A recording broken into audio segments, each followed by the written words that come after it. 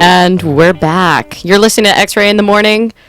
Radio is yours. I'm Lillian Carabake, and I'm here with Kira Lindenberg. Hi. We've been discussing the very important question of what genetic modifications people would like, ideally with the aim of lowering their climate impact. And we're not requiring these be possible. These are important things for you to think about when we reach the inevitable future of being able to inject ourselves with, viral DNA that can just give us... I'm kidding. I know how science works, but every video game seems to suggest that this is the future we're aiming towards. I will say that we all have varying amounts of coffee temperatures around the studio this morning. So, we all seem to be complaining about that. And I feel like there's a genetic modification. You were saying ice breath because my coffee's too hot. Right, absolutely. I don't want to solve this with a thermos, by the way. I want to solve this with a genetic modification. Obviously. That's the best way to do it, which I'm not sure how that lowers my environmental impact, except that maybe I would waste less coffee. I just recently... I don't know if this is old or new, but just recently heard someone was talking about one of...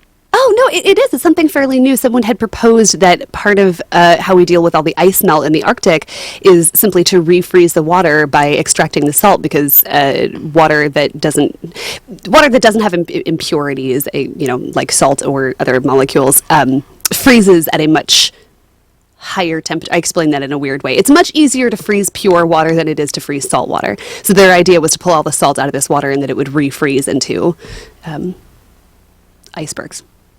Oh, interesting. So I'm sure there's some, this is, I'm an economist, so I don't know anything really about this because I took bio last 15 years ago. But I feel like there's probably downline ecological impacts of removing salt from icebergs. But it's going to take 50 years to figure them out, so it's fine. Right? Most icebergs are freshwater. Oh, okay. So what's happening is once the iceberg melts, the problem is, if you could capture all of that water that melted, then you could just refreeze it back into... How? With a giant freezer that you take to the Arctic? Is that a... With your ice breath, Lillian.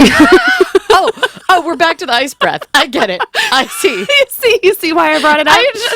I have a reason. Yeah, okay. Actually, ice breath would be really like a solid plan. So one of us needs to have the genetic modification of removing salt from water. I would be happy to have the genetic modification. I have gills, but their only purpose is desalination, which a lot of fish do. And then we become a crime-fighting team. Right. That actually is trying to protect the environment. Heck yes. Let's high five. Yeah, all right. I think this is great. And then you can write in with your fan fiction title for that fan fiction. No one is enjoying this as much as we are. Let's get to some international news. All right. Transitioning into some election news here. Alexandria Ocasio-Cortez is endorsing Bernie Sanders for president. According to the Washington Post, Rep. Alexandria Ocasio-Cortez, who's a Democrat from New York, will endorse Senator Bernie Sanders for president as she appears alongside him at a rally in New York on Saturday. Ocasio-Cortez, who worked on Sanders' 2016 presidential campaign, in particular holds great influence and has 5.5 million Twitter followers, which is the true sign of political power, obviously. Fellow squad member, Rep. Ilhan Omar, a Democrat from Minnesota, confirmed in a statement Tuesday night that she is endorsing Senator Sanders. And CNN reports that Rashida Tlaib, a Democrat from Michigan, will also endorse him when the three rising Democratic stars appear at the rally. In international news, Pence and Erdogan have reached a ceasefire deal to allow for Kurdish withdrawal. Turkey will suspend operation on Kurdish-led forces in northeast Syria for the next 5 days in order to allow Kurdish troops to withdraw. The agreement essentially gives the Turks what they had sought to achieve with their military operation in the first place, that being the removal of the Kurdish forces from the border. There is also no stated obligation for Turkey to withdraw its troops under the permanent ceasefire, meaning that the Kurdish-led forces have left. After they have left, Turkey may be able to occupy the buffer zone. So we will have to stay tuned to that because this is obviously a developing story. Trump has picked his National Douro Golf Resort to host next year's G7 summit. The announcement on Thursday comes at the same time that the president has accused Joe Biden's family of profiting from public office. Anti-corruption groups condemned the move. Citizens for Responsibility and Ethics in Washington said, quote, given the potential consequences the president is facing for abusing the presidency for his own gain, we would have thought he would steer clear of the blatant corruption, at least temporarily. Instead, he has doubled down on it. You thought wrong. Cruz said, quote, the president is now officially using the power of his office to help prop up his struggling Gulf business. Trump has touted his resort, saying it is close to the airport, has plenty of hotel rooms, and offers separate buildings for every delegation. The acting White House chief of staff, Mick Mulvaney, said the administration considered 12 other sites before setting on Doral. He said, quote, it's almost like they built this facility to host this event. Mulvaney said the event would be hosted, quote, at cost, and there would be no profit made. Quick poll. Do you think that this administration doesn't recognize the hypocrisy, or they don't care? Ooh, yes. Is both not an option?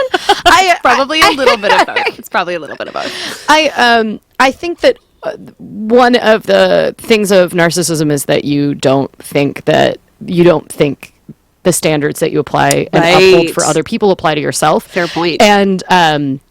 And I definitely think, like, well, not to armchair diagnosis, but we do see a lot of traits that are common in clinical diagnosis of narcissism in this president. I don't think that's armchair psychology, because I think many, like, actual psychologists have said that publicly. And I do think that, I think that also, he calls himself, what, like he's brilliant at everything. Right. He calls he's himself the best. like a perfect genius, or I read a phrase the other day and I almost fell on the floor laughing.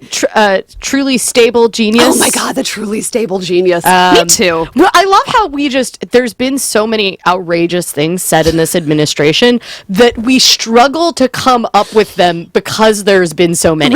Right. You know, things that would have stood out as, I'm just thinking back to, like, I never thought I would be nostalgic for George Bush's time in office, and yet I can't with that argument.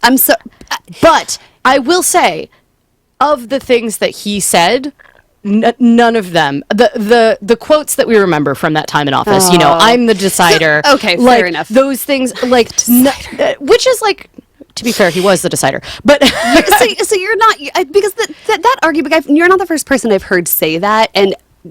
Just from a rhetoric standpoint. Sure. Okay. So, just from language. a rhetoric standpoint, we're gonna. I'm not gonna talk about policy. I'm gonna say from a rhetoric standpoint, quite simply, George W. Bush was a lot more presidential. Most of the things we made fun of for him, we used to, always say he was dumb. He just forgot the ends just misspoke, right? You know, and the misspeaking is not at the core of what makes Trump's speech outrageous. Right. Like. Occasionally he has misspeaks, like anybody who is on camera every time they speak out loud, right? Misspeaking versus misthinking. Yes, and fundamental self-perception issues. Like, I mean, that is one of the things that, like, the self-perception where he does not realize how hypocritical the things he says are. Not to mention just literally the attacking of other people and entire groups of Americans, but like, and it's a lifestyle. Almost every country at this point, we've found a way to make mad, except for some reason Saudi Arabia. But sorry, we're gonna get ourselves in trouble. This is too deep into foreign policy than I'm prepared to go into today. But I do think, because if you get by no means nostalgic for Bush's policies. I'm not, but I do think that quite simply the way he conducted himself, as far as the way he talked about other people, the way he talked about himself, was like, I laugh at my past self for how much I thought, Bush is dumb. You didn't know what was coming. You couldn't see the future of just how amazing this. I mean, there's a difference between because in that era of the Bush no Twitter presidency. First of all, there wasn't quite the same there wasn't the record of him misspeaking every day on something that can't be erased in text. But I also think. That was, I don't think I had the same feeling of like, oh my gosh, everything has changed. I just thought like, wow, this is, to listen to him speak is hurts my soul. It's just a little annoying. What we have now is literally changing the fabric of the future. You know what I mean? We're literally changing the standards. but that's a whole other show. I will also say, like, I want to emphasize how much I'm not nostalgic for the Bush days. I'm sorry I implied that. Because I've heard that as well. One thing I will say about it is that, there was a lot of people saying, oh, he's not smart enough for the office of president, blah, blah, blah. And his supporters would say, oh, but he's surrounded himself with really smart people, right? And he is by no means as good as Trump at spin, but Bush was pretty good at spin. He was able to put the folksy face on what was Dick Cheney's really terrible war hawk policies, right? Yeah, absolutely. And not to mention really truly awful family policies and gay rights issues and don't ask, don't tell. And the being able to put the folksy face, which we came out of Clinton, which was Clinton's entire spin as well. I do think that I didn't like what they were working on, but he was surrounded by smart career politicians. That's an interesting point. He literally installed his vice president, which is rare that the vice president is, one, as involved with policy as Cheney was, and two, has such deep level of experience because that's an interesting distinction. So, I mean, in either case, you're like, do I really, with Trump versus Bush, do I feel confident that this person has the know-how to run this country? Maybe not. But at least what you're saying is Bush surrounded himself with smart people and took the advice of those people. And whether that is, I mean, you could make the argument that it's because he was just kind of a pawn, but it doesn't matter because the point is he at least, I mean, right, we're living in the middle of this story of Trump just decided to pull troops out of Syria to, not listening to any of his advisors. I will say one thing I think about that, which I'm not fully aware of the ins and outs in the policy. The fact that a lot of Republican Congress people were criticizing it and then some reversed course folks that had higher security clearance leads me to believe there's stuff that we just don't know about that situation. I mean, absolutely. And that's probably true of especially foreign policy situations. Well, and especially foreign policy in the Middle East, right, where you've got a lot of players and a lot of things happens in back rooms and back channels. I have been surprised to see how many people have reversed course on that. Ooh, it's beginning. Can we move to Brexit news? Because that's something I do understand. This actually is, yes. I just want to quickly point out that we got a text in that said Bush and Trump are different kinds of stupid. They're like a Venn diagram of stupidity. I didn't say it. I'm just reading your text. I kind of like that, though. Venn diagram of stupidity. This is quite an important story. So Boris Johnson has reached a Brexit deal, but he needs Parliament's approval.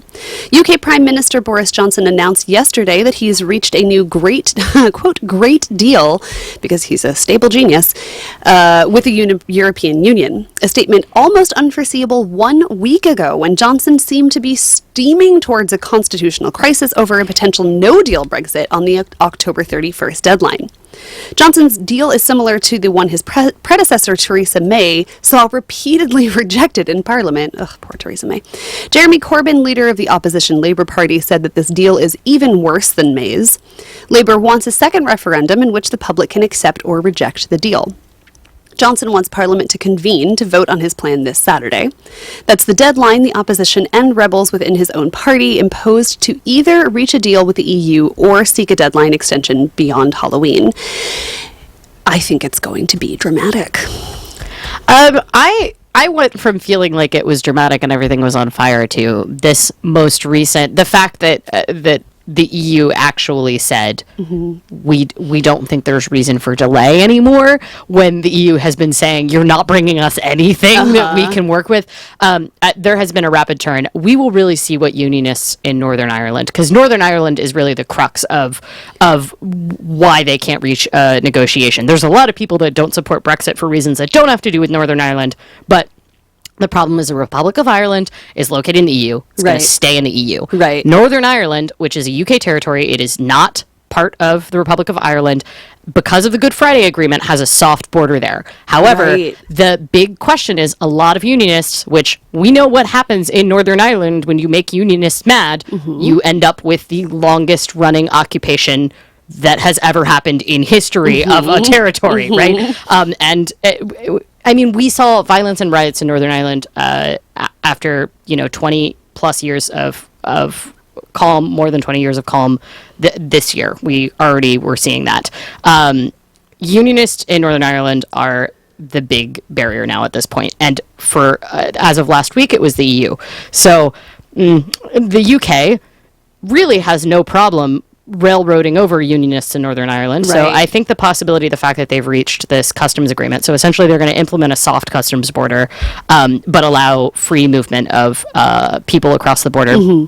Between Northern Ireland and the Republic of Ireland, and that's the key thing. That's what was held up by the Good Friday Agreement. That's why no longer is it unsafe to travel in Northern Ireland and live there. That's what got rid of the low scale war that we had for 40 years. So I think it's kind of interesting. I do think that Northern Ireland is not happy about this. Mostly. It's both unionists and loyalists that are angry, but they're angry in different ways. So I think it's interesting to see. We'll see what happens where Belfast kind of lands on this. I'm just glad that we've moved away from the no deal. The no deal Brexit. Yeah. And the fact that Johnson's plan right now very closely resembles Theresa May. There's a little bit of my parent/nanny/ Where you're like, working with children hat that wants to be like, oh, you thought it's that mentality of watching somebody else try to manage something or create a deal and being like, you're so bad at this, I could do it better. And then you get in there and you're like, oh, wait a second, actually, this is extremely hard. Yes, of course, everything's more difficult when you're the one in charge. Yeah, I do think that's true. I think Boris Johnson, the impression that I've gotten is that he's lost such favor that all he wants to do is get this done now. Right. And in a way where before I think he was working to create a lot more long-running political favors, and now it seems very much like he's lost so much support. I mean, 2 weeks ago we were talking about them calling another early general election, which is I don't understand how many elections they can freaking call. Let's find out. I mean, this is going on for how many years now? We're coming up on 4 years that we've been dealing with this, and wow, that's crazy. 3.5 since the original vote, but 4 years since we've been talking about it, and we just have to.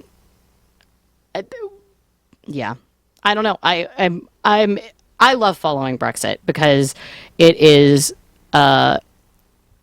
very fascinating insight into both economic policy in the UK and also how chaotic their government is, because they don't have a written constitution, and they've for a long time been incredibly proud of that, and they started to realize maybe that was dumb. Oh, it's so easy to judge from this side of the ocean. I mean, it's really easy to have a constitutional crisis, though, when you don't have a written constitution, because anybody can disagree on what it means. I'd like to see that T-shirt, I think. Yeah. Lillian, let's take a quick musical break. I want to come back. We've got some really important Cascadia news coming up, but let's take a moment. And then we'll be back with the quick six. Yeah. You're listening to X-Ray in the Morning. I'm Kira Lindenberg. I'm Lillian Kerbeck. To be part of the show, you can text us 971-220-5979. We're going to be right back. This is X-Ray, where radio is yours.